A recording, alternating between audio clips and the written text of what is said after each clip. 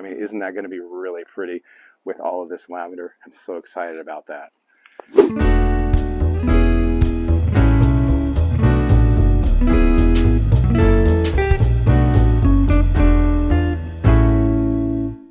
Every year we look for inspiration to use in our backyard so that we can make our space the most beautiful possible. And one thing that we started doing a couple of years ago was looking online to the Proven Winners website for some information. And come to find out, every single year they come out with their recipe of the year. They had 3 last year, one of which we tried in our 2 pots back here, and they were actually sitting right here. They were beautiful. They were the Misty Seas combination, and I was very pleased with that. And people have really enjoy seeing how those combinations work together and how they turned out at the end of the season. So this year, to change it up a little bit, instead of planting combinations in containers that are on the ground, we ordered a beautiful 14-inch hanging basket from Kinsman Gardening Supply. And this container matches the other ones that we had purchased last year that are much larger, and they're 17 inches, and they work well because they fit with the scale of the house. But since the garage, which is where this one's going to be hanging, is a little bit closer and it hangs a little bit lower, we thought we'd go down in size just a little bit. So I'm going to plant this up today, and we're going to see how this combination looks in just a moment. But first, let's talk about the beautiful annuals that we're going to place this year. We have 3 different plants here, and the recipe is called Polar Peach, which is the recipe of the year for 2024. And as you can tell, you have this beautiful dark lavender along with light lavenders and even cream colors, and also this beautiful amber color. So let's talk about these annuals. And I'm really excited because I have been looking so forward to finally getting my hands on this beautiful sparkling amethyst verbena for years, and I've never been able to find it in our local garden center. So I had to go ahead and order that from Proven Winners Direct this year, and when it came, it didn't disappoint. It's been blooming and blooming and blooming in its can ever since. And let me tell you, it is really pretty because it's not just a solid color.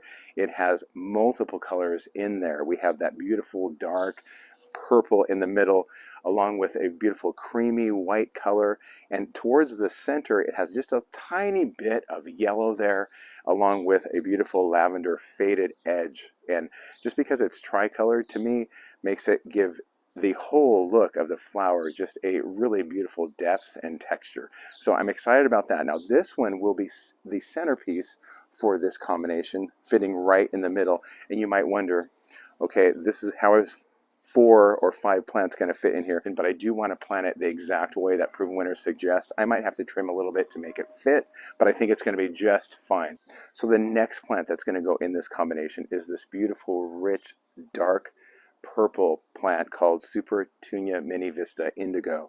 And we used this last year in the combination that we had planted. And my favorite thing about it is that you have that beautiful, rich, deep purple, and then over time some of the blooms fade to a little bit of a lavender, and then sometimes it's a silvery lavender. So you get 3 different bloom shades on one plant, and it is stunning, let me tell you. So I can't wait to see how that looks along with the sparkling amethyst in this container. And then I think the biggest contrast, and one that I've never grown before, is this really beautiful Super Bells Double Amber. And this is very different from some of the Super Bells that I've grown before. I'm noticing that it has kind of a wiry growth habit.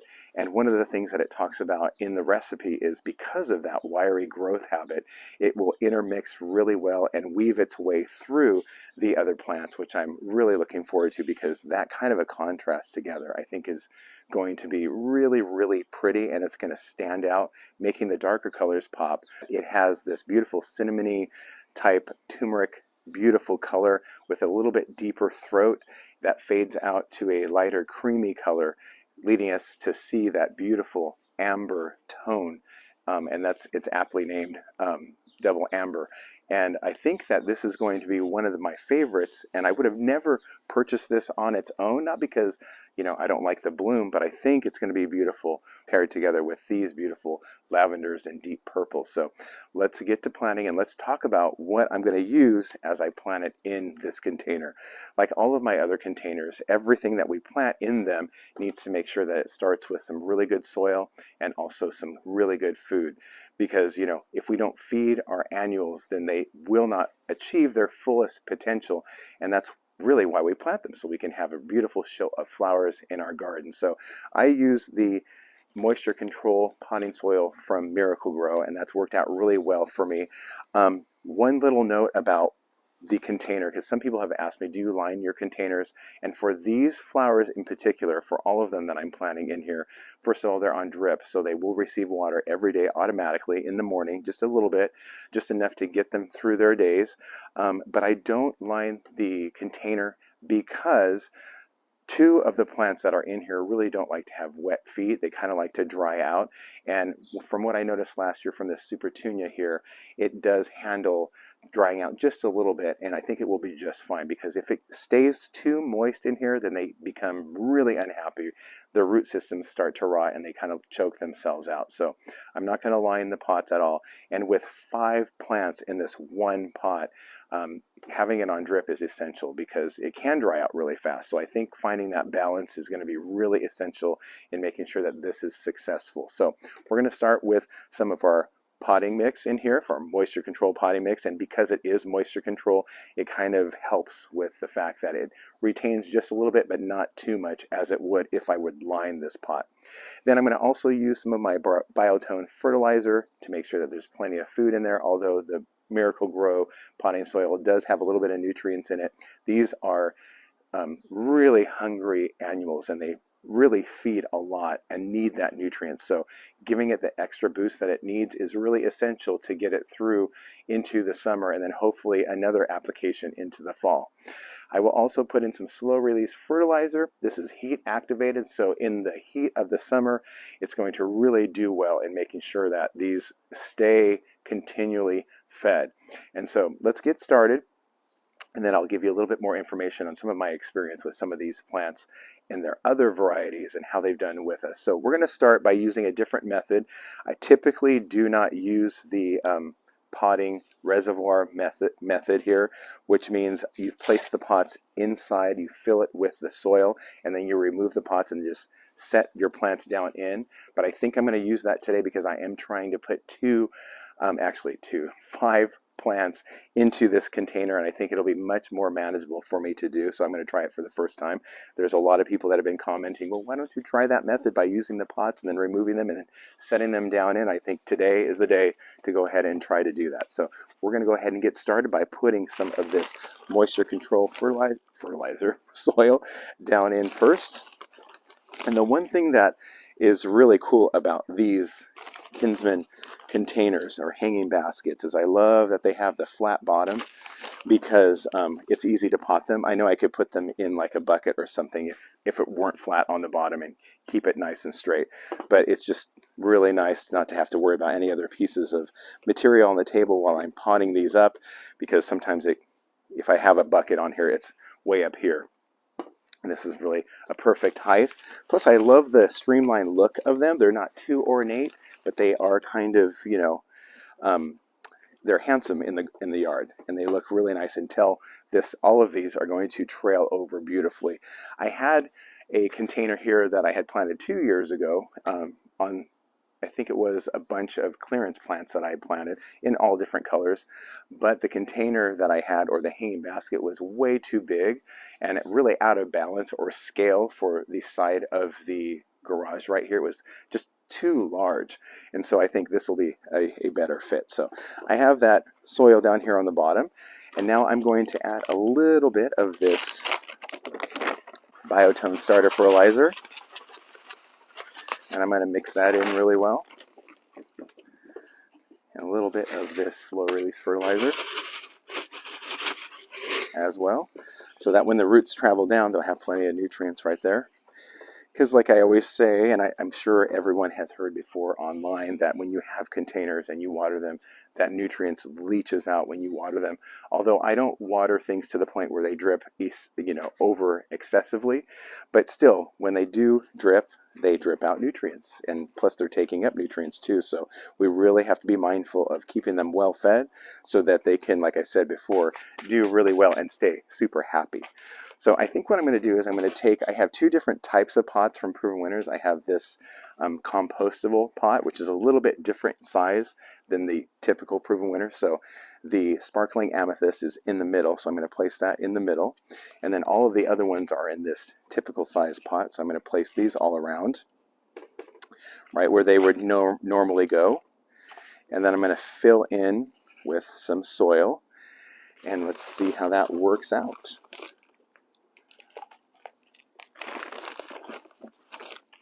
Even if it goes in the pots, it's fine because you can just dump it right back out into the containers. The idea here is that you're creating a nice little cutout when you remove the pot for the plant to be set inside. And I'm going to add a little bit more of this fertilizer in here so that it gets nice and buried. Add a little bit more of this. And I'm going to try to mix that in a little bit so that they have plenty to draw from. And I'm going to press it down a little bit so I can create those shapes so that when I add the containers, or excuse me, the plants into the container, then I should be left with a nice little spot to drop them into. That is one of the hardest things to do when you're trying to plant many plants into one container, how to get them with soil completely around the outside so that they have plenty of room for the roots to grow. But I typically don't plant 5 plants in this size container, although it's totally fine and it's absolutely recommended. Obviously it's on the recipe, so it's going to be just fine. So what I'm trying to do here is I'm pushing the soil down around those pots and even in front of them so that there is some room in front along the cocoa liner, giving it a little bit of a barrier so that the root ball is not directly against the cocoa liners. Now I do want to leave a little bit of a lip on the top. I don't want the dirt to go completely to the rim because when I do water it, I don't want it to overflow that much. And this way when I do fertilize it, when it needs some supplemental fertilizer and I water it deeply, it doesn't run off the sides and over and down onto the ground. So let's see about this. Okay, I'm pushing it down in there. Seems so weird to be planting pots, but I think this is going to be great. Now, some of these plants, in fact, most of these I've had for a number of weeks and they've been growing in their cans. All of these varieties I've ordered this year from Proven Winners Direct, and that's really the only way that I could make this recipe happen because I just can't find these certain varieties at our local garden center. So it really is a blessing to be able to order online. And let me just tell you, if you do order online, because I was really skeptical at first about mail ordering plants because I didn't know what kind of condition they were going to come in, to be perfectly honest. And I've done it for 2-3 years now, and I've been pleasantly surprised with the results, especially from Proven Winners. They really do take a lot of care in making sure that they are packed nicely so they don't come completely destroyed. I mean, what happens in the mail is out of their hands. I've had one plant where it was broken off. I think it was a coleus, and it had been broken off, but I just trimmed it. There was a little bit of a stem there. Most people would have probably called it a loss, but the thing with these Proven Winners varieties, honestly, is they will bounce back. I mean, things happen all the time. I mean, wind can break things off, and then they bounce back. So I just kind of like put it in the sick bay corner of my yard for a little bit and gave it some nice sun and plenty of water and nutrients, and it bounced back and it did just fine. So I think we're there. We have everything here on this.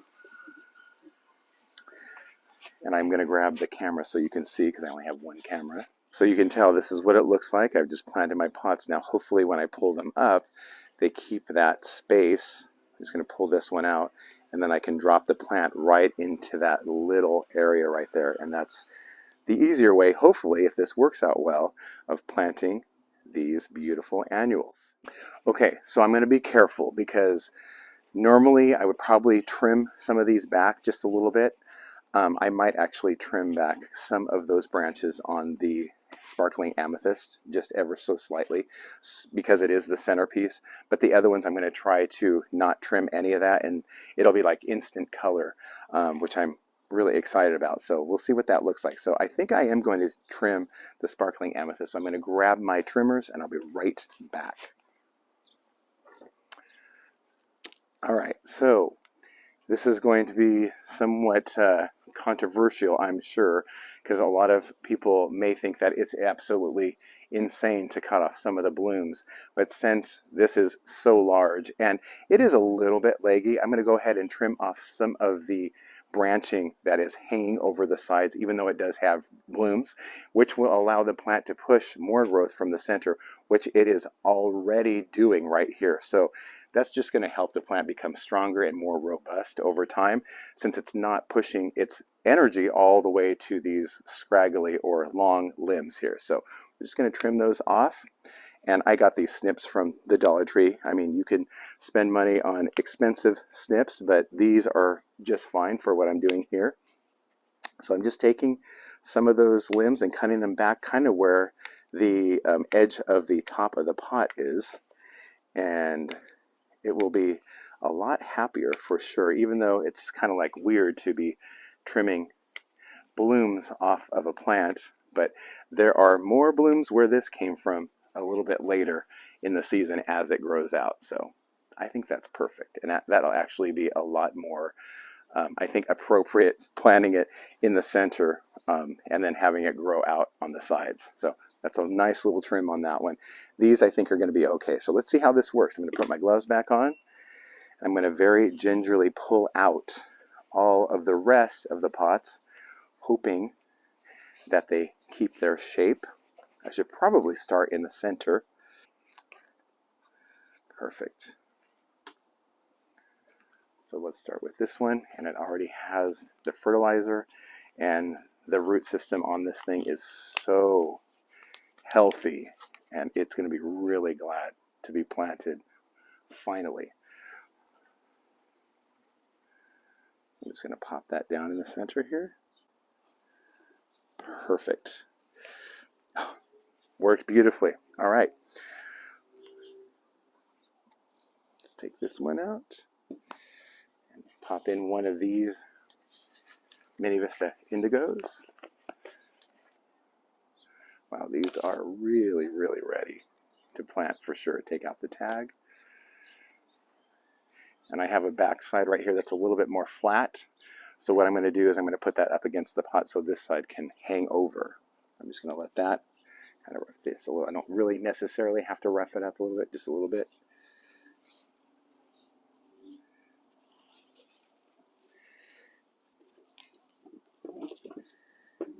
Perfect. And then I'm going to pop in the other one back here. Yeah, these are so healthy.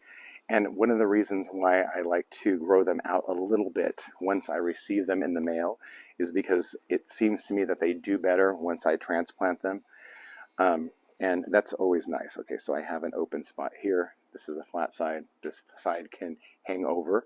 So I'm going to go ahead and put that in. I'll turn this so you can see that. The recipe for Polar Peach is really simple, and the online resource is really cool to get inspiration from, and that's exactly where I found these. So immediately we have beautiful show of color, and I haven't even added, I think, the star of the show, which is this beautiful double amber Super Bells. So let's go ahead and pop this one in. I'm going to remove the pot here. These were really tiny when I first received them in the mail. And boy, are they ready for their new spot for sure. So we're just going to pop this container out right here. And then do a little bit of rough up. Look for that side where it kind of has a back. Move some of the foliage from the other plants. and then pop it down in, just like that. Let's do the same on this side with the other one. Take out the pot. I'm going to take this one and do the same. I mean, look at that beautiful plant. I mean, isn't that going to be really pretty with all of this lavender? I'm so excited about that. All right.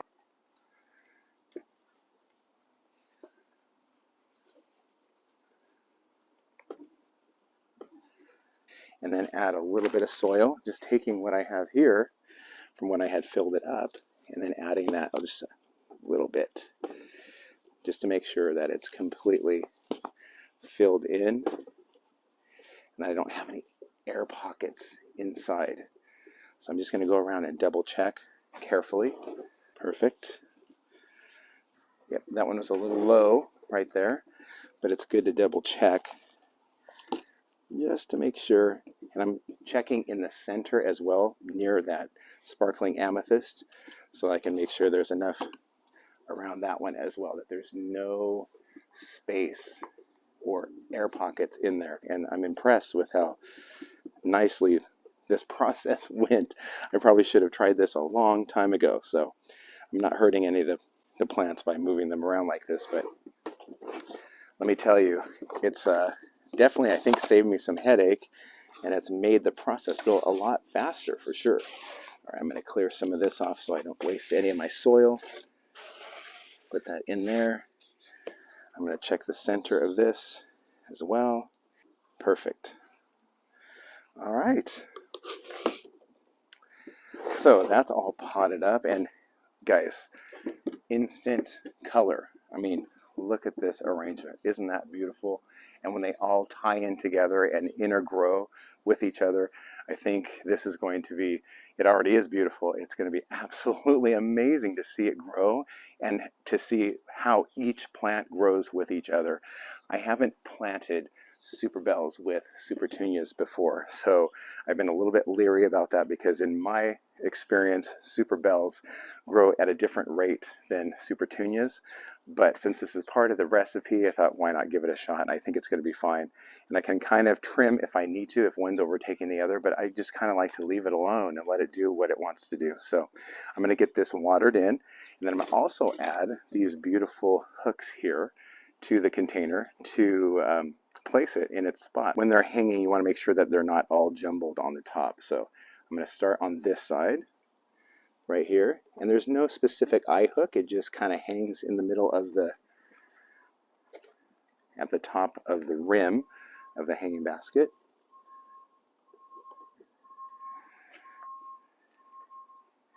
And it couldn't be easier than that. That's it. All right, let's see if that wants to hang right. Perfect. Look at that. Isn't that great? All right, we'll see how it works.